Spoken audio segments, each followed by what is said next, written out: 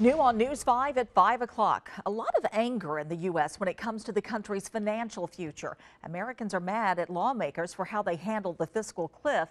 Also, Republicans aren't too happy with their top man in Washington, House Speaker John Boehner of Ohio. They believe he caved in to Democratic demands, but that didn't stop him from being reelected to the top job today. News 5 political analyst Quin Hillyer joins us now live. Now, Quin, you say really conservatives shouldn't be too furious here. Well, yes, that's because they didn't lose as much as a lot of them think they lost.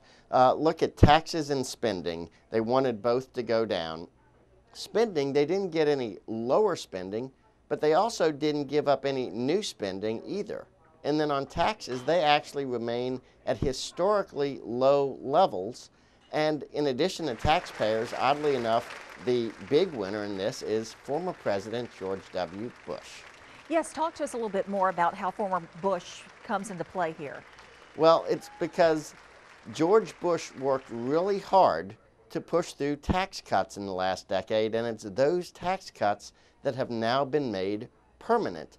And so if you compare it to before Bush, to the last year of the Clinton presidency, even after this deal, every single American ratepayer at every single level of income will be paying at a lower rate than they paid before Bush got in. People that at low incomes are paying at 10% instead of 15%. At middle incomes, they're paying at 25% instead of 28%.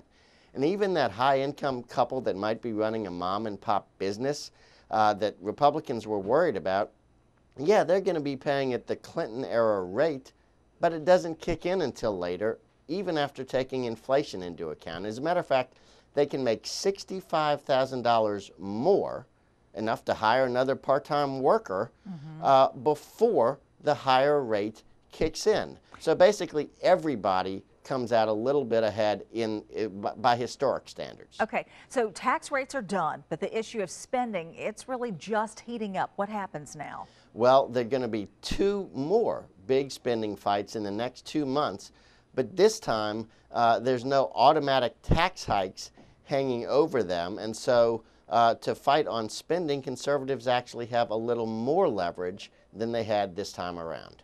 All right, thank you so much. News 5 political analyst Quin Hillyer. Thanks, Roseanne.